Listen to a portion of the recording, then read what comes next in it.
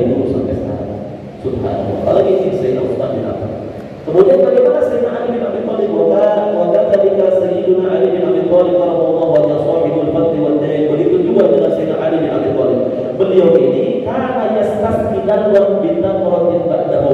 Beliau ini apa kerjaan Sayyidina Ali ini? Yastasqi dalwan, beliau menimba ember, menimba air memakai ember.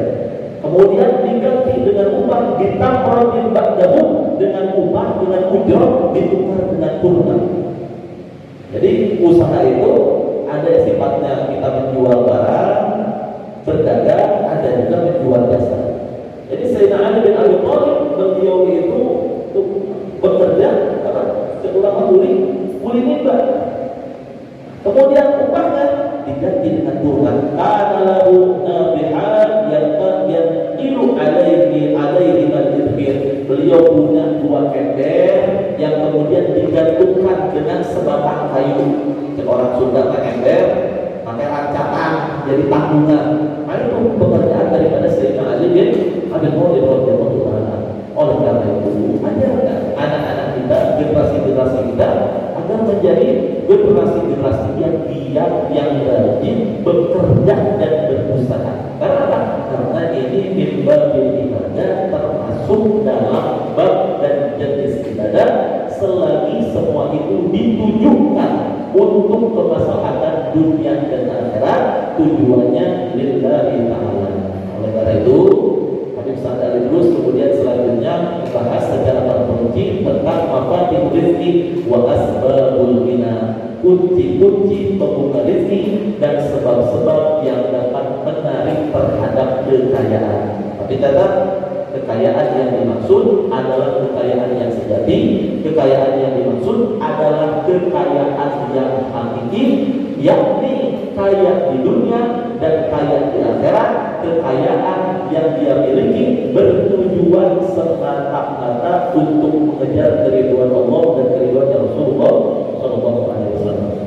Nah, sebagai contoh, di kota ada Habibana Abdul Hakim bin Alawi Mulafela. Beliau owner toko Al-Hakim. Toko Al-Hakim ini punya dua cabang, di Purwakarta satu, kemudian di Subang satu. Tokonya dua, tapi beliau ini memasok barang, bahkan sampai ke Tanah Abang beliau yang masuk. Karena beliau beli langsung barang ini dari impornya. Usahanya subhanallah, tapi perjuangannya luar biasa. Perjuangannya luar biasa. Tapi beliau walaupun asetnya miliaran, omsetnya miliaran, asetnya banyak di mana-mana, ini subhanallah di rumah beliau dari hari Senin sampai Senin full pengajian. Dan semuanya difasilitasi, dibiayai dari kantong beliau sendiri. Setiap bulan beliau mengeluarkan beras puluhan kintal, kemudian dibagikan kepada fuqara wal masakin. Itu saudaranya, saudara Habib Hakim, yakni Syarifah Epa Bakbu, yang owner optik Epa. Usahanya banyak. Beliau punya optik Epa, punya toko busana muslim, Jeddah, kemudian jual emas juga, jual emas apa. Asetnya banyak, uangnya banyak, punya majelis apa? Buku, komunitas baca Quran yang pesertanya kurang lebih 3.000 orang. Beliau bikin uang sendiri, kemudian setiap harinya beliau bersama suaminya bekerja di rumah sakit di Banyumas. Setiap hari dari hari Senin sampai Senin lagi beliau punya jadwal taklim khusus. Banyak ustaz-ustaz yang mengajar beliau, di antaranya Al-Fakir seminggu mengajar 2 kali. Bayangkan, orang sibuk, punya banyak usaha, punya banyak uang, punya majlis, punya santri ribuan, tapi tidak aktif lagi. Luar biasa. Coba kalau seandainya yang kaya itu adalah kita, bisa jadi orang tua belum pakai pelesiran jalan-jalan lain. Terus mereka mengaji dari pikiran sama, tapi mereka orang-orang yang istiqomah luar biasa, betul-betul menggunakan harta itu diniatkan semata-mata untuk mencari keridhaan Allah dan mencari keridhaan Rasulullah SAW. Hakata huwa inilah yang dimaksud dengan pribadi-pribadi yang kaya, sebagaimana kata Rasulullah gina nafs, kayaknya jiwanya kaya. Orang kaya sejati itu orang yang jiwanya kaya, yang hatinya lapang, yang ilmunya luas. Itu orang kaya yang sejati. Orang kaya yang sejati itu orang yang ada harta dia biasa-biasa aja, yang hilang harta dia juga tenang-tenang saja. Begitulah pribadi orang kaya. Contoh seperti Habibana Anis bin Ali bin Muhammad bin Husain al-Habsyi. Habib Anis di Solo ini beliau punya ruko. Di ruko beliau ada di salah satu pasar Klewer. Satu ketika pasar Klewer ini kebakaran. Pasar kebakaran. Yang lain pada nangis, yang punya ruko, punya toko karena barang-barangnya habis terbakar. Ada nangis, Habib Anis, beliau diam di luar, kemudian beliau memanggil pedagang-pedagang, tukang lontong, tukang es dan yang lain-lain untuk membakar sate. Lontongnya dipotong-potong, kemudian apa? Disuguhkan kepada orang-orang yang membantu memadamkan api. Lihat, yang lain pada nangis, pada sedih karena asetnya hilang. Beliau bukannya tidak sedih, beliau ya perasaan sedih yang sama wajar, tapi beliau tahu hakikat, mengerti kan namanya dunia hanya sekedar titipan saja. Kemudian beliau suguhkan itu makanan, disuguhkan kepada orang-orang yang membantu memadamkan api tersebut. Ya, ini Habib Anis al-Habsyi luar biasa. Beginilah pribadi-pribadi orang kaya. Kita punya banyak guru-guru yang ngasih itu.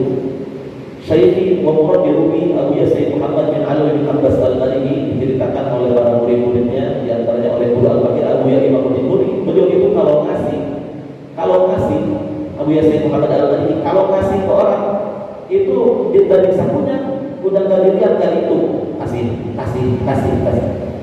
Sebagaimana jinnya Rasulullah SAW. Rasul seperti itu. Sampai disebutkan kebaikan Rasulullah SAW, karihil mursalah, bagaikan angin yang berhembus tiada henti. Itu saking baiknya Rasulullah. Satu ketika ada orang yang kemudian berbangga-bangga di hadapan Sayyidina Husain, cucu Rasulullah SAW. Orang ini bilang, saya punya kakek, tapi kakek saya ini dermawan. Ada orang minta bulan-balik sampai 50 kali dikasih terus sama kakek saya. Kira-kira jemaah, kalau ada orang yang minta sampai 50 kali diberi uang, Bapak kira-kira ada yang minta ke rumah sampai 50 kali, jangankan 50 kali, baru 5 kali udah gerdek. Kita kumpul RP tadi. Dia bilang itu, saya punya kakek dermawan. Ada orang minta 50 kali, tetap dikasih. Dijawab oleh Sayyidina Husain radhiyallahu ta'ala syahid Karbala, saya punya kakek, kalau ngasih orang sekali ngasih cukup, nggak perlu orang sampai ulang balik 50 kali. Jadi kakek beliau Rasulullah kalau ngasih cukup sekali ngasih, nggak perlu orang ulang balik sampai 50 kali. Artinya apa? Sekali merek. Inilah dermawannya Rasulullah SAW. Sayyidina Ali Zainal Abidin, anak daripada Sayyidina Husain radhiyallahu ta'ala. Imam Ali Zainal Abidin ini satu ketika beliau sholat. Begitu sholat di masjid, ada orang yang sholat juga di belakang Imam Ali Zainal Abidin. Setelah selesai sholat, ini orang yang di belakang Imam Ali meraba-raba kantongnya. Wah, uang saya kemana nih? Saya bawa 1000 dirham, tapi kok nggak ada? Akhirnya orang tersebut menyalahkan Imam Ali Zainal Abidin. Saya yakin kamu pencuri, karena di masjid tidak ada siapa-siapa lagi kecuali kamu. Maka dengan sabar Imam Ali Zainal Abidin menghadapi hujatan dan tuduhan tersebut, sampai dikatakan, kata Imam Ali Zainal Abidin, berapa uang yang hilang dari kantongmu? Maka dijawab, saya kehilangan uang 1000 dirham. Maka diberikan oleh Imam Ali Zainal Abidin uang 1000 dirham. Lalu dia pulang ke rumahnya, kemudian dia ceritakan peristiwa tersebut kepada istrinya. Apa yang dikatakan oleh istrinya? Ketahuilah suamiku, sesungguhnya uangku yang 1000 dirham itu tertinggal dan tidak kau bawa kemana-mana. Uangmu masih tetap utuh ada di kamar. Maka seketika orang itu merasa malu, kemudian lari meminta maaf menemui Imam Ali Zainal Abidin, kemudian menyerahkan kembali uang 1000 dirham tersebut. Maka apa yang dijawab oleh Imam Ali Zainal Abidin? Beliau menjawab, kami ini adalah satu kaum yang tidak akan mengambil kembali apa yang telah keluar dari kantong kami. Ya Allah, kamu ulang begitu ke ada dulu. Ya, ini pribadi yang benar. Oleh karena itu, Nabi Muhammad terus mengatakan, di antara kunci rezeki dan penyebab kekayaan yang pertama adalah at-taqwa wal istiqomah. Takwa dan istiqomah.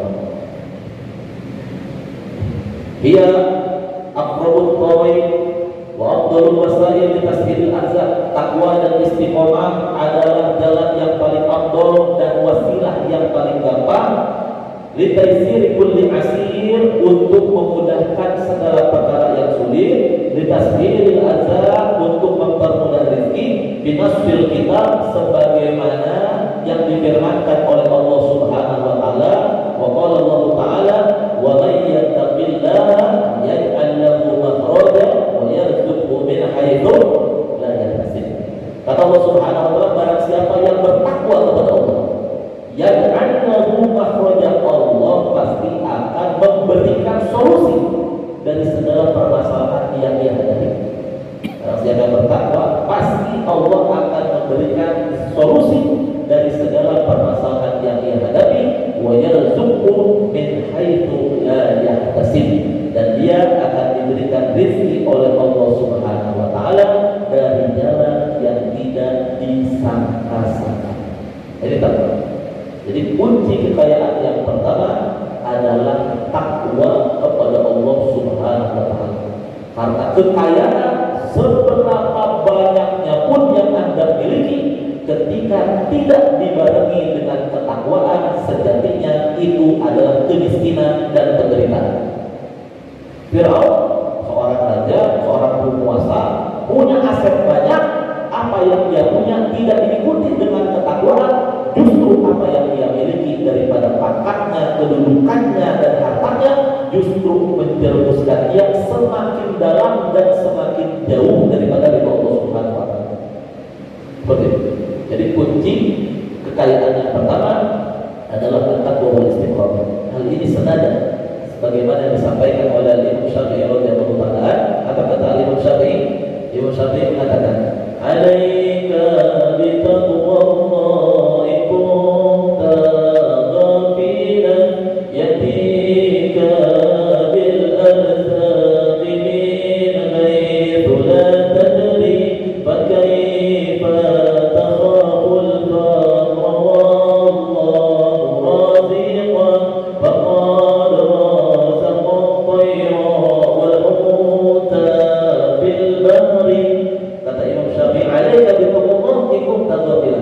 atas kalian semua, hendaknya kalian ini bertakwa kepada Allah Subhanahu wa taala. Itu tatafilan, kalau kalian ini merasa diri kalian ini adalah pribadi-pribadi yang lalai.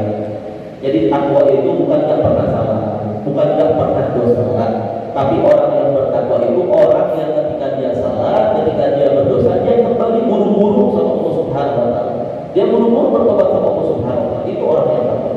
Maka kata Imam Syafi'i, "Alaika bi taqwallahi kunta ghafilan." Kalau kalian takwa, yatika bil arzaq min haitsu la tadri. Rezeki ini akan didatangkan kepada kalian min haitsu la tadri, dari jalan yang tidak kalian sangka-sangka.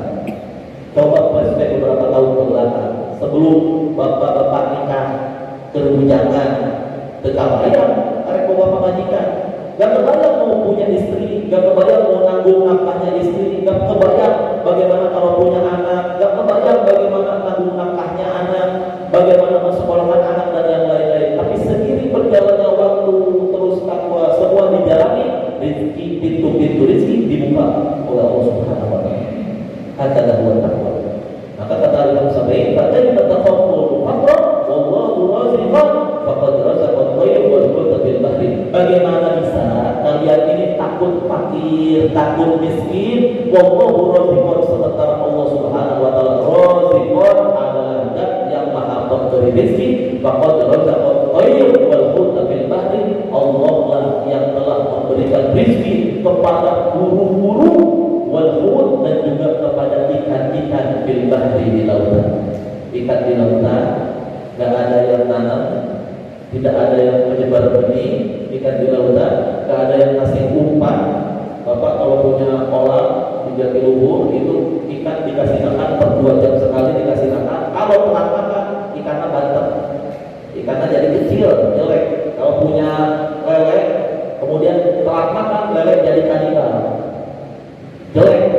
Tapi di laut nggak ada yang kasih makan. Ikan dari mulai sebesar semut sampai sebesar truk itu ada. Setiap hari nelayan yang mencari ikan itu tidak berhenti-berhenti, bahkan bukan hanya nelayan, tapi dengan kapal-kapal besar sekali menangkap ikan, menjalan ikan bukan berkintal-kintal lagi, tapi berburu-buru bahkan beratus-ratus ton. Sampai sekarang itu ikan tidak habis-habis. Siapa yang memberikan rezeki? Allah Subhanahu wa Ta'ala. Maka ibadah takabul fakr wallahu raziqan faqad razaqa at-tayr wal huta billah. Faqala Subhanahu wa Ta'ala, Allah Subhanahu wa Ta'ala berfirman, "Wa ma min dabbatin fil ardi illa 'ala Allahi rizquha." Tidak ada satu hewan melata pun, makhluk manapun yang hidup di atas muka bumi ini kecuali semua rezekinya ditanggung oleh Allah Subhanahu wa Ta'ala. Nah, tahu cacing? Kalau di tempat saya cacing nggak punya tangan, sama.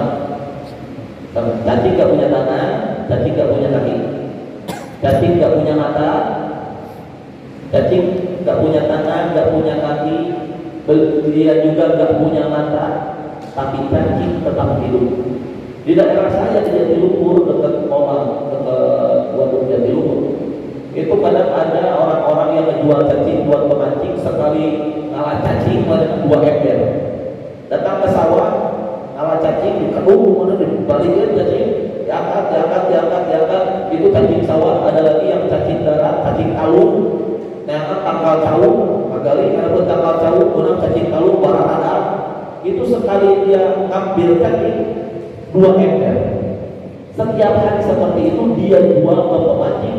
Subhanallah, itu cacing gak habis-habis. Mau ayam mana rontok? Cacing gak punya tangan, gak punya kaki, gak punya mata. Masa kita kalah sama cacing? Begitu. Allah Razik, Allah Maha Memberi rezeki. Kemudian selanjutnya, faktor selanjutnya yang menunjang kekayaan, yang pertama takwa dan istiqomah, yang kedua asyukur, yakni syukur. Hakikatus syukur at-tadhkuru fi qalbika al-farah billah wa bi ni'matihi 'alaika wa al-tafsiri wa tadhkuru bil hamdillah bil lisan wal janan. Hakikat syukur itu adalah mendohirkan, menampakkan kebahagiaan yang dirasakan oleh hatimu karena banyaknya nikmat Allah Subhanahu wa Ta'ala, wa al-tafsiri, dan kau tidak memaksiati Allah Subhanahu wa Ta'ala dengan kenikmatan yang dianugerahkan Allah kepadamu, wa tadhkuru bil hamdillah, dan kau memperbanyak membaca alhamdulillah bil lisan wal janan, dengan lisan dan hati. Jadi itu syukur. Syukur itu adalah menampakkan kebahagiaan hati karena anugerah dari Allah Subhanahu wa Ta'ala, dan tidak menggunakan anugerah itu untuk bermaksiat kepada Allah Subhanahu wa Ta'ala, dan syukur dengan cara memperbanyak memuji Allah dengan lafaz alhamdulillah bil lisan wal janan, dengan lisan dan juga dengan hati. Faqala subhanahu wa ta'ala, Allah Subhanahu wa Ta'ala berfirman, la in syakartum la azidannakum wa la in kafartum inna adzabi lasyadid. La in syakartum, kalau kalian semua bersyukur, la azidannakum. Lamnya lam taukid. Lam taukid ini artinya menegaskan, la azidannakum, pasti kami tambah. Pasti kami tambah. Jadi orang syukur itu nikmatnya pasti ditambah oleh Allah Subhanahu wa Ta'ala. Ini adalah Al-Quran. Lam di sini dalam ilmu nahwu disebutnya lam taukid, pasti ditambah oleh Allah Subhanahu wa Ta'ala. Faqala Nabi sallallahu alaihi wasallam, Rasul alaihi salatu wasallam bersabda, asyukru ala nikmat amanun lizawaliha. Syukur terhadap kenikmatan yang diberi itu menjadi pengaman dari kehilangan kenikmatan tersebut. Syukur terhadap kenikmatan yang Allah Subhanahu wa Ta'ala berikan itu menjadi pengaman dari kehilangan kenikmatan tersebut. Ustaz, syukuran punya motor, gimana? Gunakan motor Anda, kendaraan Anda untuk melakukan perjalanan yang baik-baik. Tok dipakai maksiat. Punya rumah, yang begitu pula punya rumah dan punya apapun juga, disyukuri kepada Allah Subhanahu wa Ta'ala, dan gunakan hal tersebut untuk beribadah kepada Allah Subhanahu wa Ta'ala. Sudah panjang pembahasannya, tapi kita akan lanjut ke poin yang ketiga, sekaligus poin yang terakhir yang kita bahas di kajian ini. Yang ketiga, faktor menjadi pembuka rezeki dan pengundang kekayaan, yakni al-Qur'an. Yang pertama, takwa dan istiqomah. Yang kedua, syukur kepada Allah Subhanahu wa Ta'ala. ketiga, faktor yang menjadi pembuka rezeki dan pemudar kekayaan adalah Al-Quran. Min mafatihir rizqi qira'atul Qur'anul Karim wal iktsaru minhu. Di antara kunci-kunci pembuka rezeki adalah Al-Qur'anul Karim dan memperbanyak membaca Al-Qur'an. Ini di antara faktor pembuka rezeki.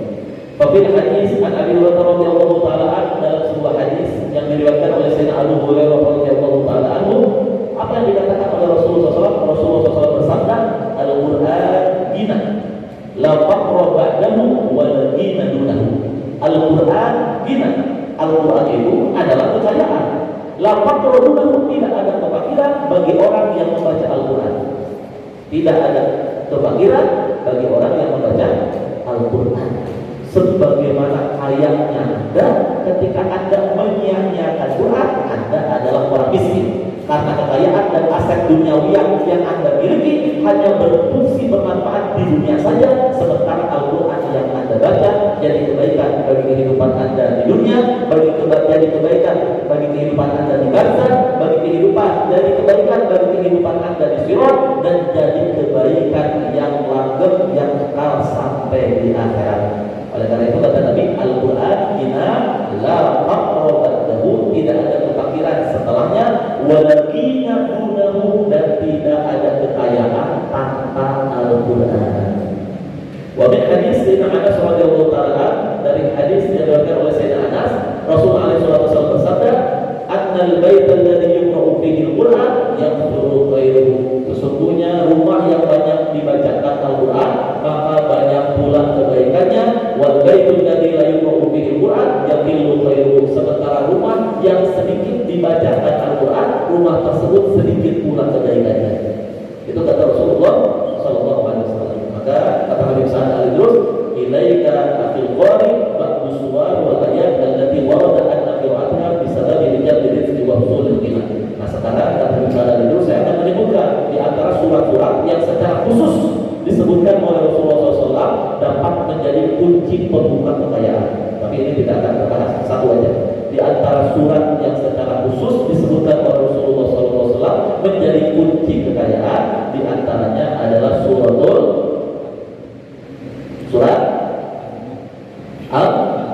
Al-Waqiah. Di antara surat yang secara khusus punya faidah, punya fungsi, punya fadilah yang disebutkan langsung oleh Rasulullah SAW, menarik kekayaan, menarik rezeki, adalah suratul Waqiah. Tusamma suratul Ghina, bahkan surat Waqiah ini nama lain surat Waqiah adalah suratul Ghina, surat kekayaan. Jadi di antara nama surat Al-Waqiah, nama lainnya yakni suratul Ghina atau surat kekayaan. Wa qira'atuha min al-mujarrad bi sa'ati rizqi. Barang siapa yang membaca surat Al-Waqiah, ini mujarrad, terbukti dapat meluaskan rezeki. Wa Ibnu Abbas wa Ibnu Mas'ud radhiyallahu taala anhu qala sami'tu Rasulullah sallallahu alaihi wasallam.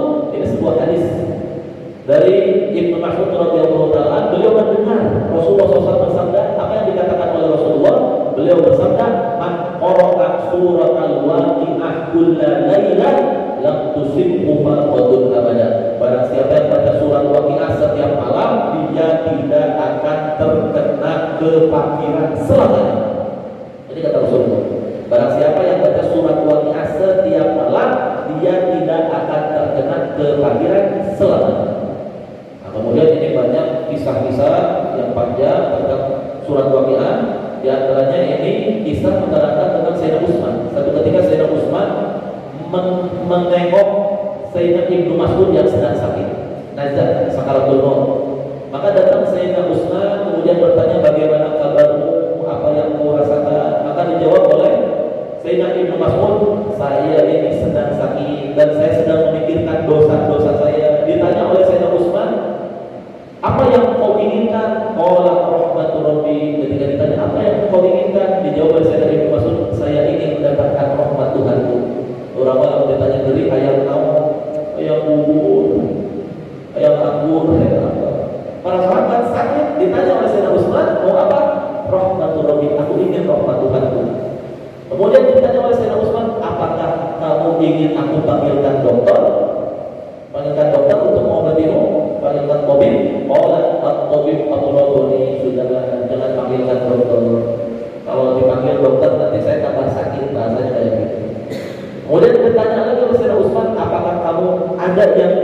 Usman inginkan? Qala la hajata li, saya tidak punya keinginan apapun. Kemudian Sayyidina Utsman berkata lagi, bagaimana, apakah kau ingin aku perhatikan anak-anakmu setelah kewafatanmu? Apa yang dijawab oleh Sayyidina Ibnu Mas'ud radhiyallahu taala ketika Sayyidina Utsman menawarkan, apakah anakmu ini ingin diperhatikan, ingin dititipkan, orang titip dia sakolana atau ada gitu? Dijawab oleh Sayyidina Ibnu Mas'ud, atakhsha ala banatil faqr, apakah engkau wahai Utsman, engkau takut anak-anakmu menjadi orang fakir? Inni la amartu banati bi qiraati suratul waqi'ah kullal subuh, aku ini memerintahkan kepada anak-anak perempuanku untuk membaca surat Al-Waqi'ah setiap malam. Li'anni sami'tu Rasulullah SAW, karena aku mendengar sendiri Rasulullah SAW bersabda, man qara'a surat Al-Waqi'ah kullal lailah lam tusibhu abadan, barang siapa yang baca surat Al-Waqi'ah setiap malam, dia selamanya tidak akan tertimpa kefakiran. Itu bagaimana pakaiannya para sahabat terhadap apa yang disampaikan oleh Rasulullah SAW, dan ini memang mujarab. Saya lihat banyak para asatidz, orang-orang yang dakwah baca surat Waqi'ah, ada yang sebelum tidur, ada yang sebelum subuh, dan saya lihat beliau-beliau yang mulazamah mudawamah ini, orang-orang tersebut kemudian rezekinya dimudahkan oleh Allah Subhanahu wa taala. Sadaqah Rasul sallallahu alaihi wasallam, memang sungguh betullah apa yang dikatakan disampaikan oleh Rasulullah sallallahu alaihi wasallam. Nah, itu yang dapat saya sampaikan, kajian singkat dan ringkas mengenai kitab Kalimat Bulughiyah yang mendidik dan mengajarkan kita agar menjadi pribadi-pribadi yang kaya secara hakiki, kaya lahir, kaya batin, kaya akan ilmu, kaya akan luasnya kesabaran, dan kaya dengan segala hal, semua yang dimiliki bertujuan untuk Allah dan untuk Rasulullah SAW. Semoga Allah Subhanahu wa taala menjadikan kita sebagai orang-orang yang kaya, orang kaya yang sejati, orang yang kaya dan bahagia di din wa dunya wal akhirah.